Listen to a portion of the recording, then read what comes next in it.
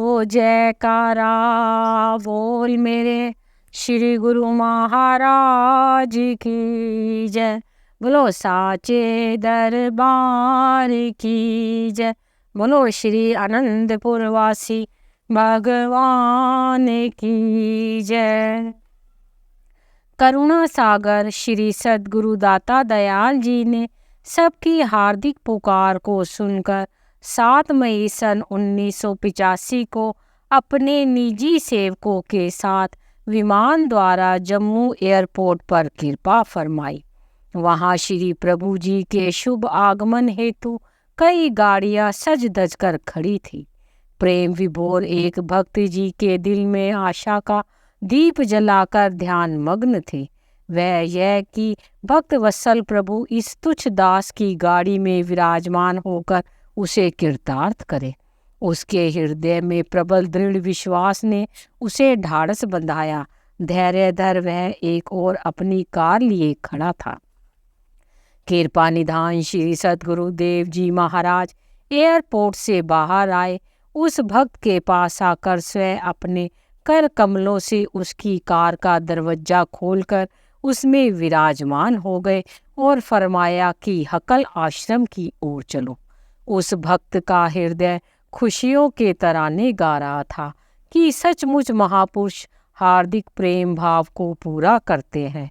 ज्यों ही श्री कार हकल आश्रम पहुंची, संत मंडली एवं संगतों ने शुभ आगमन में ढोल नगाड़ों, उच्च स्वर में जयकारों तथा प्रेम के सुरीले भजनों से सुदूर भव्य स्वागत किया। यहाँ पर हजारों की संख्या में प्रेमी जन श्री दर्शन करने आए थे।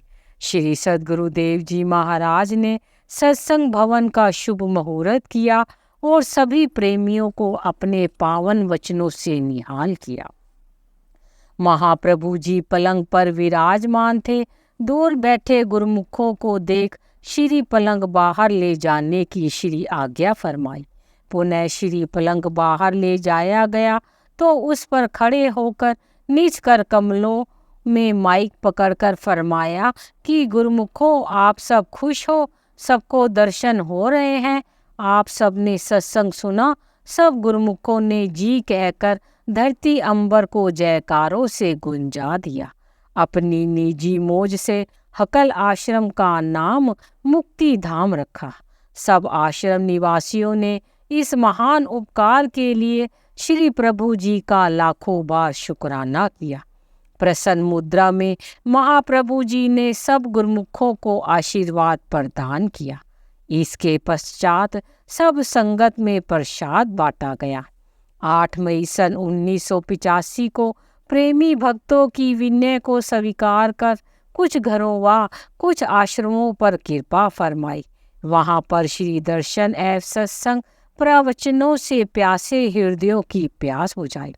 उसी दिन भाई बाई भक्ति शीतलानंद जी के आश्रम रिहाड़ी कॉलोनी जम्मू में लगभग 12 बजे कृपा की।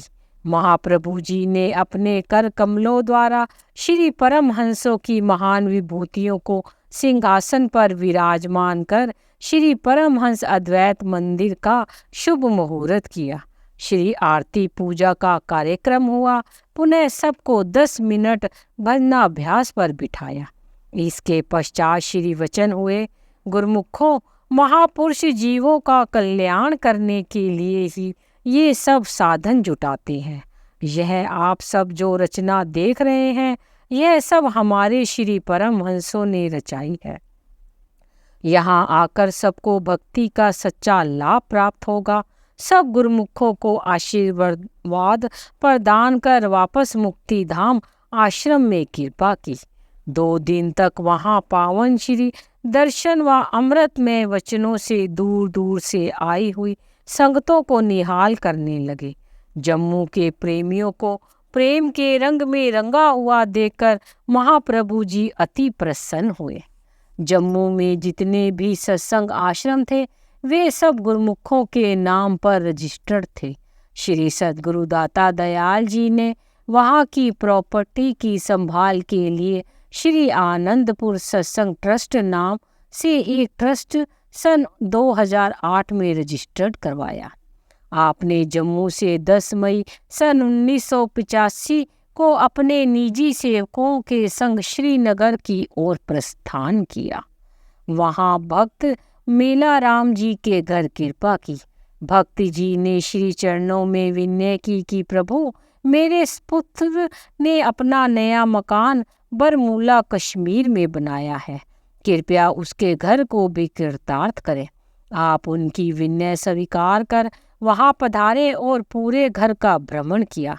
भक्ति जी ने पुनः श्री चरणों में विनय की, प्रभु आप अपना आशीर्वाद दीजिए, यह घर फले फूले। त्रिकालदर्शी श्री प्रभु जी ने एकाएक वचन फरमाए। कब तक? इन वचनों के रहस्य को उस समय कोई समझ ना सका, परंतु बहुत जल्द ही उन्हें घर छोड़ना पड़ा और वे दिल्ली जाकर रहने लगे। आपने कई अन्य भक्तों की विनय स्वीकार कर उनके घरों में दर्शन देकर कृतार्थ किया। कुछ कश्मीरी पंडितों की विनय स्वीकार कर उनके घरों में भी कृपा की। उन्होंने श्री चरणों में विनय की, स्वामी जी, श्री तृतीय पातशाही जी महाराज जब सन 1939 में यहाँ पधारे थे तो उन्होंने फरमाया था कि हम पुनः आपके पास आएंगे। आज आप उसी अलौकिक रूप में हमें दिव्य दर्शन दे रहे हैं। उनके वचन आज पूरे हुए। आपने उनकी भावना को पूर्ण कर उन्हें भक्ति धन से खूब माला माल किया। उन्होंने पुनः विनती की, प्रभु कश्मीर की वादियों की खूबसूरती दुनिया में एक मिसाल है। श्री वचन हुए, श्री आनंदपुर में आकर देखो, जो कि त्रिलोकी में बेमिसाल है। इस प्रकार श्री दर्शन एवं सत्संग से प्रेमियों की हार्दिक अभिलाषा को पूर्ण किया। तत्पश्चात 14 मई सन 1985 को श्रीनगर से विमान द्वारा पुणे एयरपोर्ट पर कृपा की। यहाँ से कार द्वारा दयाल धाम होते हुए श्री प्रयाग धाम में विराजमान हुए। श्री सद्गुरु दाता दयाल जी दीपावली के पर्व पर श्री आनंदपुर में विराजमान थे। कश्मीर से कुछ गुरमुख प्रेमी श्री दर्शन के लिए आए। यहाँ पर श्री आनंदपुर में श्री परमहंस अद्वैत मंदिरों की शोभायमान नज़ारा, श्री आनंद सर की अद्वितीय रचना एवं मोती बाग आदि के सौंदर्य को देख वे सब आश्चर्यचकित हुए। रात्रि समय जब श्री दर्शन खुले तो कश्मीर से आई हुई संगत श्री चरणों में उपस्थित हुई और हाथ जोड़कर विनय करने लगी कि स्वामी जी, श्री आनंदपुर का नज़ारा तो साक्षात सचखंड का नज़ारा है। बेमिसाल है, बेमिसाल है, बेमिसाल है। यहाँ की सुंदरता के सम्मुख अन्य सब स्थानों की सुंदरता फीकी है। आपके श्री चरणों में यहाँ धरती के कण कण में नाम की मधुर धुन से मानो सब नज़ारों में आनंद ही आनंद बरस रहा है। इस आनंद की मस्ती में सब गुरमुख आनंदित हो झूम रहे हैं। आपकी लीला अपरंपार है। श्री प्रभु जी ने मुस्कुराते हुए सब गुरमुखों को पावन आशीर्वाद प्रदान किया। सबने जय जयकार कर महाप्रभु जी का कोटि कोटि आभार प्रकट कर अपनी हार्दिक प्रसन्नता व्यक्त की। बरेली, उत्तर प्रदेश। महापुरुष परमार्थ पथ पर चलते हुए जन जन में जागृति उत्पन्न करने की उद्देश्य से हर समय तत्पर रहते हैं। कहीं पर भक्ति से शून्य जीवों को वास्तविक मग दर्शाने के लिए नाम सुमिरन का दीप जलाते हैं। सत्संग के प्रवाह से नव चेतना का संचार हृदयों में भरते हैं। कहीं कहीं पर अपने पुरातन संस्कारी जीवों को भेजकर अमर सत्यता का संदेश सुनाते हुए पुनः स्वयं नव उत्साह एवं नई स्फूर्ति से इस मग पर दृढ़ रहने का संचालन करते हैं। ऐसे दिव्यता के मार्ग में चलते हुए वे सब शाश्वत आनंद, परम सुख एवं शांति में जीवन को संसार में व्यतीत करते हुए जीवन सफल कर लेते हैं। श्री परमहंस दयाल जी ने टेरी बन्नू लक्की मरवत में ऐसा भक्ति का प्रवाह चलाया, संस्कारी रूहों को सेवा नाम सुमिरन का अमृत रस पिलाया कि उनके जीवन में अद्भुत आनंद समा गया। सन 1947 में जब भारत का बंटवारा हुआ था तो वहाँ से 22 परिवार इकट्ठे ही भारत में आए। कुछ समय अम्बाला में रहकर पुनः उन्हें उत्तर प्रदेश बरेली में सरकारी क्वार्टर मिले। महात्मा अनमोल धर्मानंद जी इन सबके रहबर थे। उन्होंने प्रमुख भक्त ताराचंद जी को कहा कि 2 क्वार्टर सत्संग आश्रम बनाने के लिए अलाट करवा दो।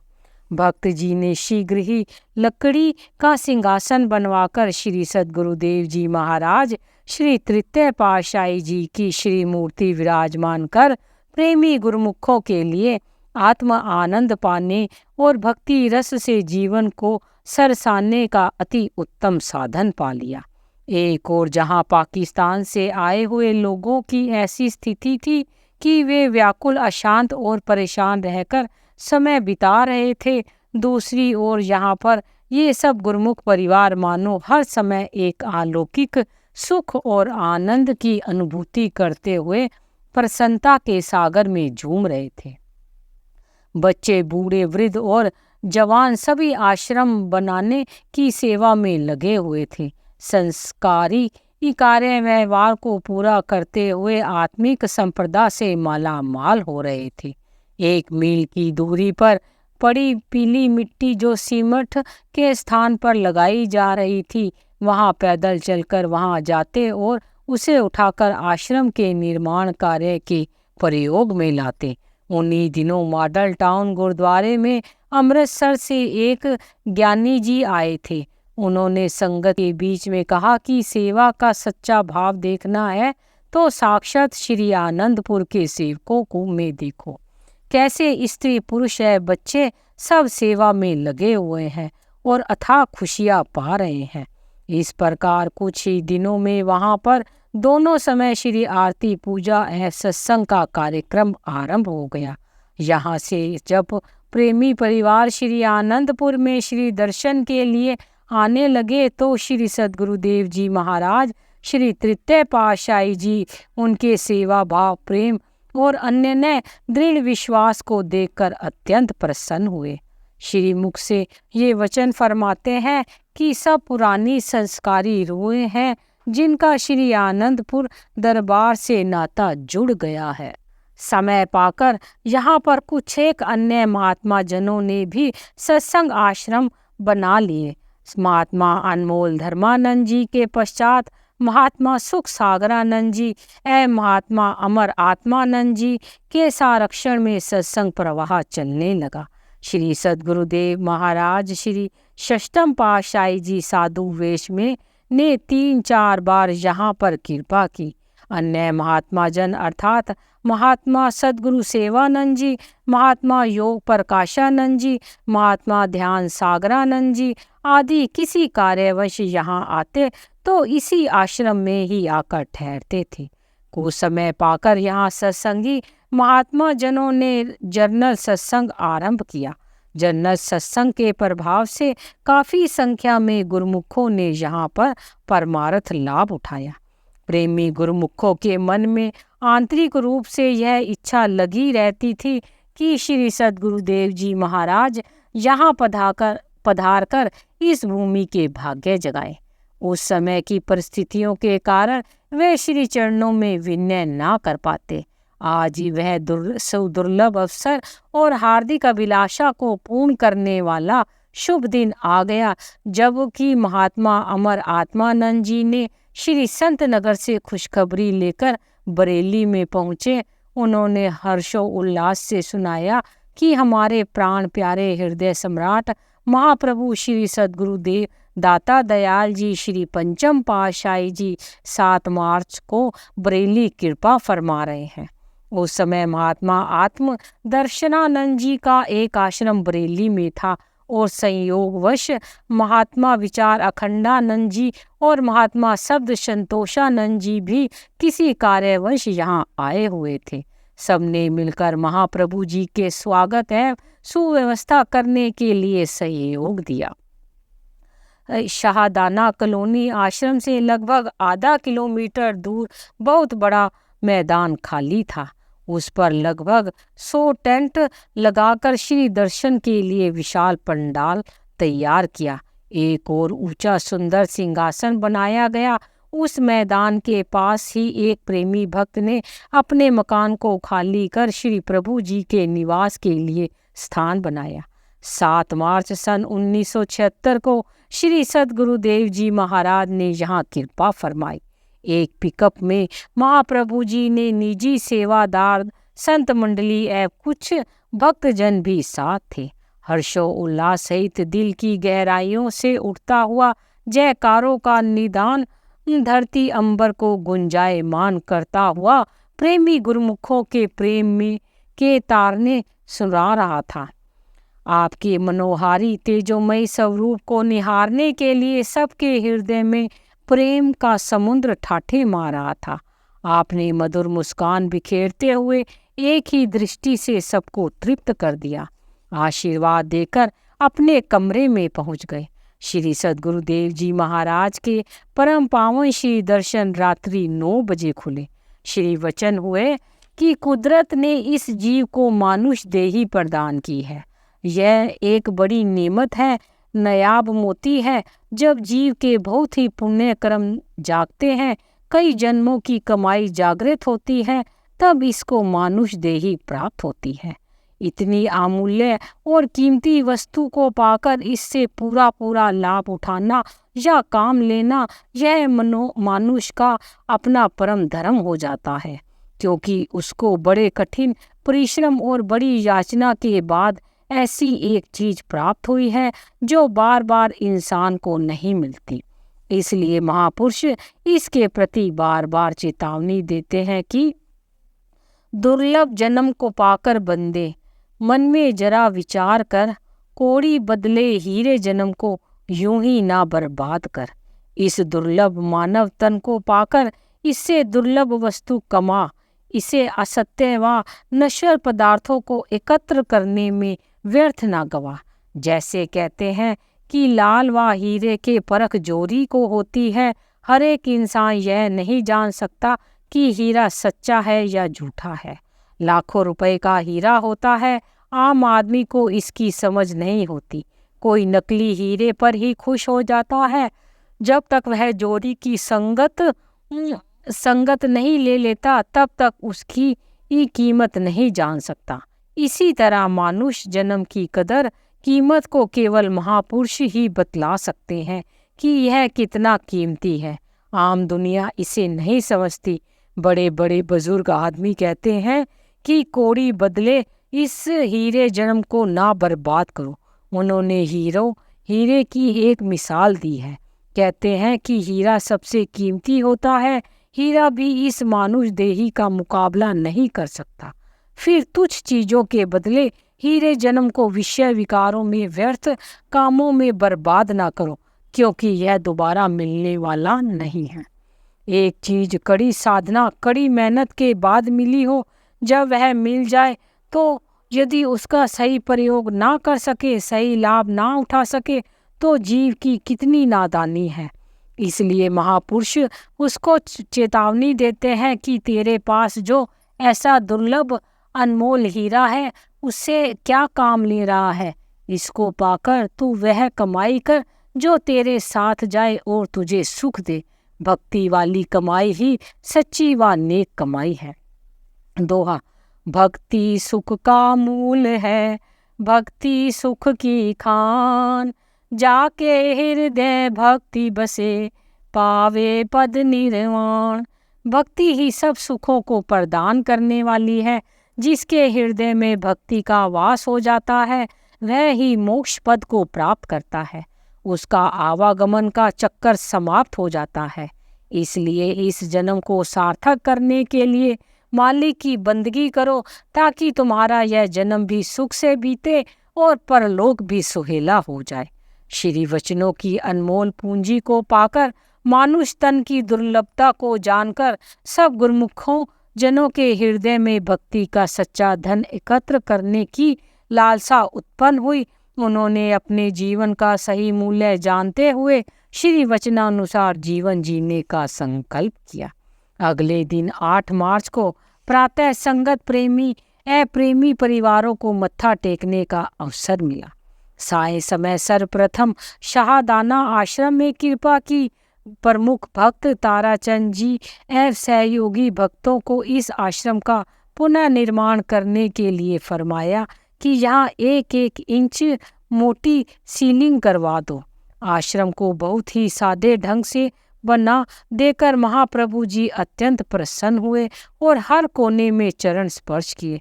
इसके पश्चात बरेली में ही श्री परमहंस अद्वैत मत के बने हुए अन्य स्थानों को कृतार्थ कर आप वापस उसी स्थान पर आ गए। 9 मार्च प्रातः 4 बजे श्री सद्गुरुदेव जी महाराज श्री कार में विराजमान हुए। बरेली से बदायूं होकर श्री संत नगर जाना था। श्री कार के साथ साथ पिकअप भी चल रही थी।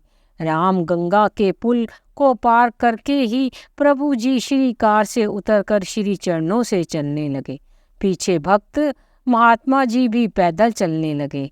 मार्ग में जा रहे लोग इस दिव्य अनुपम छटा को निहारते हुए खड़े हो जाते।